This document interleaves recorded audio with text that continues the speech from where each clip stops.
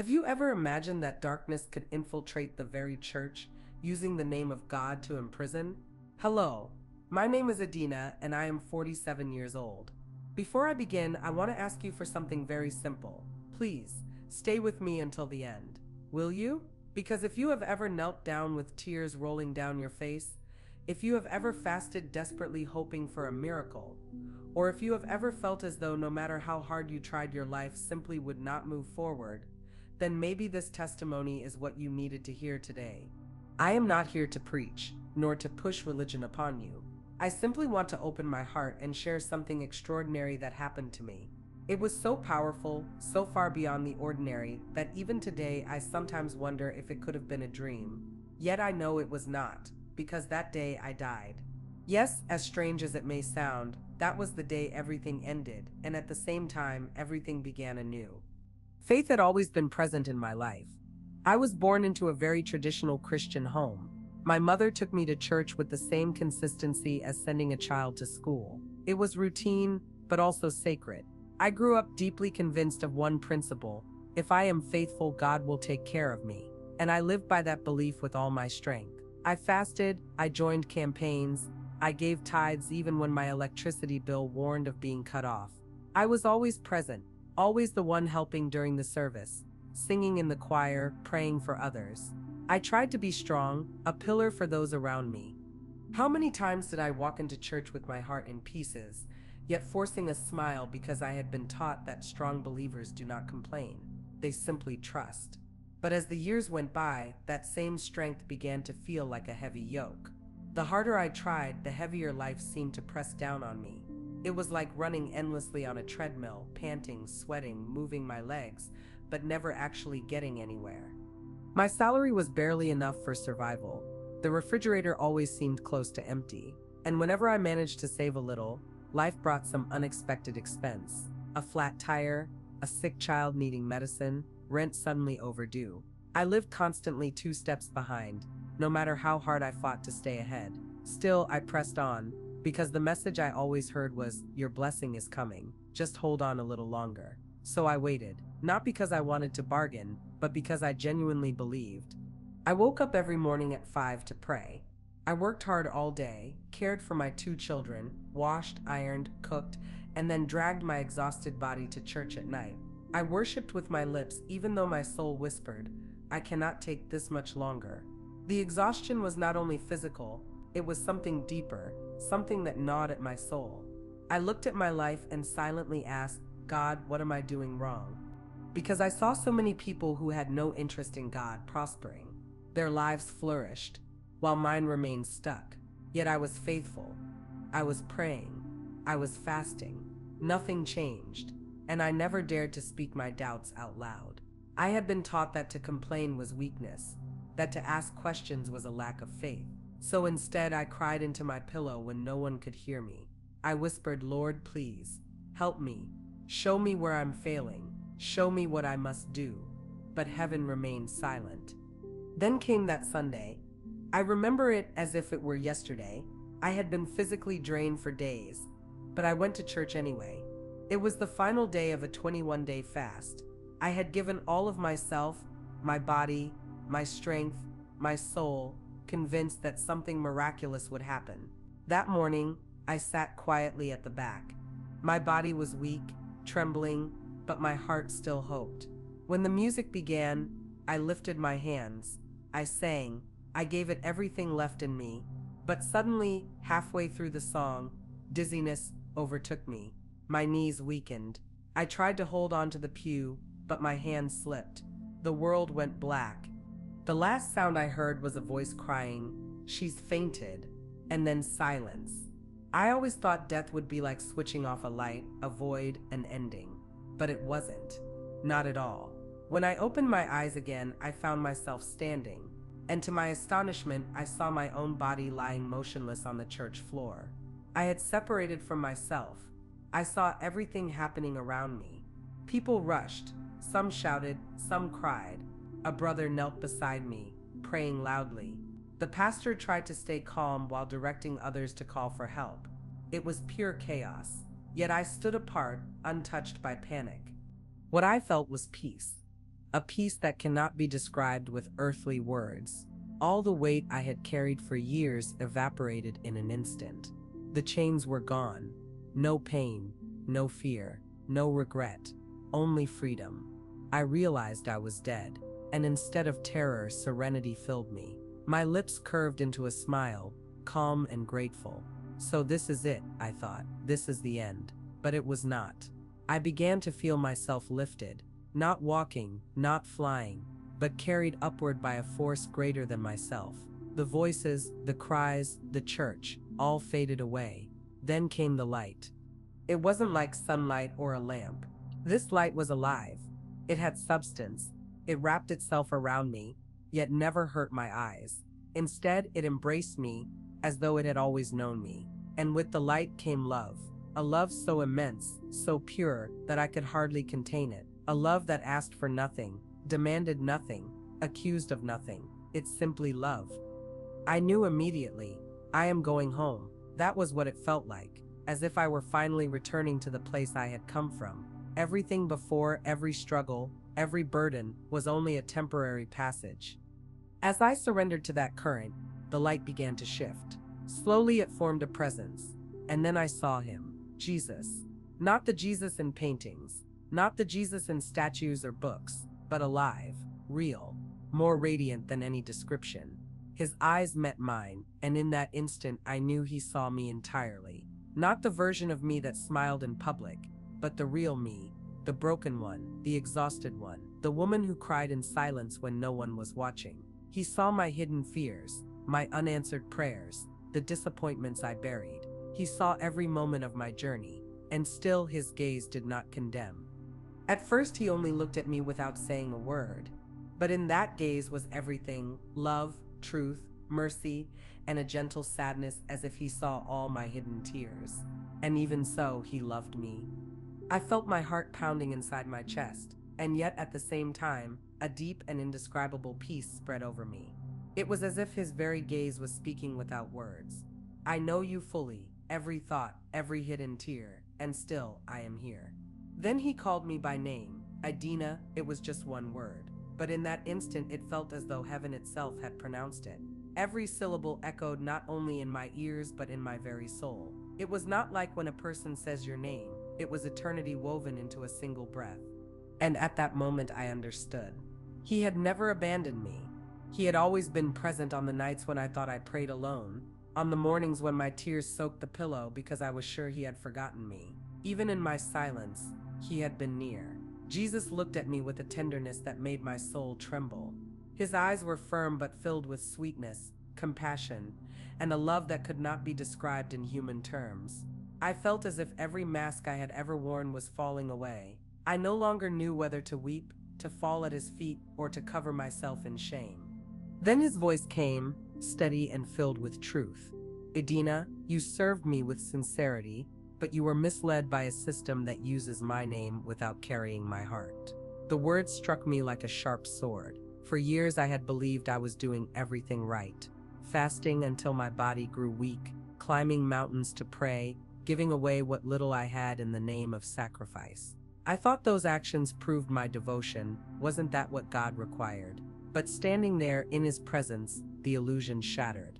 It was as if the fog that had clouded my vision for decades lifted in a single moment. He spoke again. You pursued the blessings, but you rarely stopped just to be with me. I froze. His words exposed something I had never admitted, not even to myself. My faith had become a constant race, but not always a relationship. Then his voice grew heavier, though never harsh. You were taught that holiness is measured by suffering, but that teaching was never mine. It came from the enemy who takes joy in seeing my children worn down, believing that their exhaustion and misery please me. Suddenly, memories rushed back like a flood. I remembered skipping meals to fulfill a holy fast, refusing myself even small necessities while bills piled up, or holding back tears so no one would think I lacked faith. I remembered sitting in church, my body aching, but forcing myself to smile so no one would see my weariness. All this, I thought, was pleasing to God, but his words pierced through the lies. The problem was never your faith, Idina. It was where they placed it. They convinced you that poverty meant spirituality, They told you despair was my will. That is not faith, it is bondage, and bondage is never from me. My knees weakened. Tears poured down my face uncontrollably. Yet the crying was not from anger. It was the release of a child who finally hears the truth that she is not the guilty one, that her sincere heart had been manipulated by false teachings. I wept, and I wept freely. Jesus let me cry. His gaze never turned away. Then he revealed visions before me. I saw churches, grand temples, familiar faces, people crying out, fasting, pressing their foreheads to the altar. It should have looked holy, but in the midst of it all, I saw shadows moving silently, dark auras gliding through the services. And he said, "There are places where my name is shouted, yet I am not there. They sing to me, but they do not know me. Their leaders mention me, but they do not seek me. Many, Idina, serve another master, even while holding my word in their hands." Those words shattered me. For years I had suspected something was wrong. I had felt unease in certain services, but silenced it, fearing that doubt was rebellion. Now I understood. Discernment was not rebellion. It was a shield God had placed in me all along. Then his gaze grew intense, burning with both love and unshakable truth. "Do you realize, Adina, that while my children feel guilty for being poor, those who manipulate their faith live like kings?" A sharp pain struck my heart. I had seen it, leaders riding in luxury cars, wearing expensive clothes, while urging the congregation to keep giving. And each time I felt uneasy, I pushed the thought aside, convincing myself that criticizing was sinful. He continued, "They ride in armored vehicles. They soar on private jets. They sleep in hotels of 5 stars, and still they tell my people to wait for God's timing." His voice grew firm. "But their time has already come, overflowing in abundance." The words cut deep. How many times had I been told my blessing was delayed? How many times had I been told I needed to prove my faith with yet another offering, yet another fast? "They call their wealth prosperity in my name," Jesus said, "but they live as if they own the world. Meanwhile, my people, faithful, sincere, devoted, keep giving, keep serving, and slowly wither inside." He paused then. His silence carried as much weight as his words. His eyes locked into mine as though he wanted me never to forget. "Adina, I came to set my people free, not to imprison them. And if the gospel you were taught your whole life exhausts you, enslaves you, makes you sick in body and soul, then it is not me they are preaching." Clarity filled me like sunlight breaking through heavy clouds. It was not just about money or offerings. It was about freedom. It was about identity. Then he went deeper. "The enemy does not only seek to impoverish my children, he seeks to blind them. A blind people cannot question, cannot dream, cannot rise up. That is why he even twists good things, like compassion, and uses them to deceive." I kept silent, trembling as his words sank into me. Then he showed me something even harder to bear. I saw ministries and projects that looked beautiful. Orphanages, missions, children's homes. On the surface they appeared holy, but behind them I saw corruption. Leaders who exploited pain as a facade while making secret deals with politicians and businessmen. His voice grew quiet, but the weight of it pressed into my spirit. Many have turned suffering into currency. They showcase pain, but behind the curtain they profit. My tears flowed again. I had given to such causes, convinced I was helping the kingdom. And now I realized that often I had only sustained a distorted system. Then he reminded me of something from my own life. "Do you remember when you dreamed of leaving everything behind to serve in ministry, Adina? I saw your heart, it was pure, but they urged you forward without foundation, without preparation. And if I had not stopped you, you would have entered a path where faith is sold and need becomes a business." I gasped. It was true. Many times I had longed to live by faith, but something always held me back. Now I saw it was his protection all along. He looked at me then with the tenderness of a father guiding his daughter. What begins with passion, if not rooted, ends in desperation. And desperation corrupts. The enemy knows this. That is why he rushes the sincere, so that their pain transforms them into what they once despised. And then his words turn toward hope. "But I have called you to another way, Adina, a way of light, of truth, and of freedom." Slowly, He lifted his hand and placed it gently on my shoulder.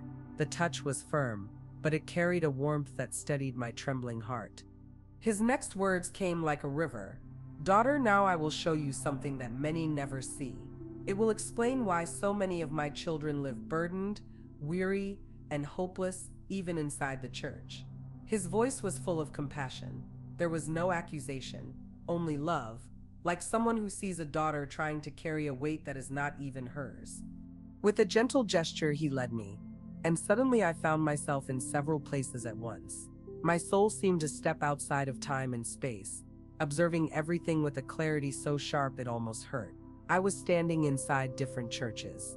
From the outside, everything looked normal: pulpits polished, lights shining, choirs singing with passion, preachers lifting their voices high, and people crying with emotion.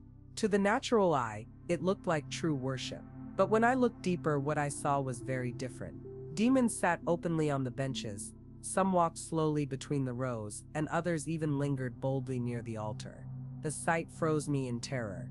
"They do not come on their own," Jesus said, his voice heavy with sorrow. "They are invited. When my children trade repentance for performance, when truth is set aside for fleeting emotion, they open the door themselves." A deep shiver ran through me. Suddenly, memories surfaced of moments in certain services where I had felt a strange weight pressing on my chest, an atmosphere that seemed heavy and unexplainable. I had never been able to find words for it, but now I understood why.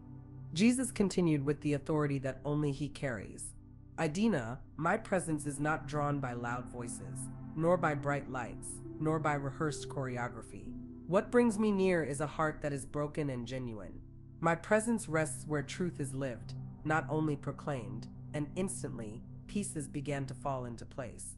I remembered countless times I had walked out of church still feeling empty, despite the tears, the songs, and the prayers. I had always blamed myself, thinking perhaps I lacked faith. But now the truth was revealed. His presence had long departed in those moments, though no one dared to admit it. Jesus looked at me then, with the gaze of a father who sees his child finally understand what he had been patiently showing all along. He spoke again with a calmness that moved me deeply. "I do not blame you for believing. I saw your sincerity, daughter. But now that you have seen the truth, you can choose to walk with me in freedom, without fear, without guilt, and with eyes wide open." After revealing all of this, Jesus came closer, like a father drawing near after a long and difficult conversation. He took my trembling hands into his own. His touch was gentle, yet carried the weight of eternity. With a tenderness that melted my soul, he said, "Idina, you no longer have to live under the shadow of fear. I have already given you the keys." I looked at him in confusion, whispering through my tears, "What keys, Lord?" He smiled, a smile that carried healing in every line, and answered, "The keys of freedom, of truth, of authority. You are no longer a servant bound by chains. You are my daughter." At that moment, my whole being shook. I suddenly realized that the answer I had sought in years of fasting, in countless nights of weeping, had already been within my reach. I simply could not see it because I had been trained to search far away for what he had already planted inside me. You fasted to be accepted. You prayed to prove yourself worthy. You worked tirelessly in the church hoping to be noticed. But I loved you before all of that. All I wanted was for you to come as my daughter, to sit at my feet and listen. Every last trace of pride in me broke apart. For the first time in my life, I felt something I had never tasted before: true freedom. Then Jesus looked at me again, just as he had at the beginning, with calm and love. But now there was direction in his gaze, a sense of purpose that stirred something inside me. "Daughter," he said, "you may remain here with me. The pain is over. The burden is gone. But if you desire to return, I will walk with you. And this time, it will not be about surviving. It will be about living." I stayed quiet, resting in the peace that surrounded me. It felt like home, the place I had longed for without knowing. But my mind turned to my children. I thought about all the people like me, faithful hearts, weary souls, trapped in a distorted image of God, struggling without hope. Tears filled my eyes. Looking at him, I whispered with trembling lips, "Lord, if I return, let me return changed. Let me help others see what you have shown me. Send me back, only if you go with me." Jesus' smile widened, filled with certainty, as if he had already known my answer before I spoke it aloud. "I never abandoned you, Adina, and now you will walk as one who carries the truth. You will walk as my daughter." At that moment, a radiant light wrapped around me. It was not ordinary light, it was alive, embracing me as if it carried the warmth of heaven itself. Slowly, everything blurred, distant, until my eyes opened to the stark brightness of a hospital ceiling. For a brief instant, I thought I was still there, in that other place, but then I heard a soft cry. My daughter was sitting by my bed, her tears falling as she whispered my name. The doctor stood nearby, his face pale with awe. "She has returned," he murmured under his breath, almost as if he was afraid to disturb the moment. And in my heart I thought, yes, I have returned, but I am no longer the same. It is not only my body that breathes again, it is my soul, alive, renewed, and free. The days that followed looked the same on the outside. The house remained the same. The bills still waited on the table. Life's responsibilities pressed forward with their usual weight. But inside me, everything was different. The difficulties did not vanish, but now I walked with a new certainty. I no longer chased blessings. I walked beside the one who owned them. I stepped away from what drained me, from the structures that demanded everything yet gave nothing. I chose instead to serve his heart. It was as if a blindfold had been lifted. For the first time, I truly saw. And if you are still reading, perhaps this story is also about you.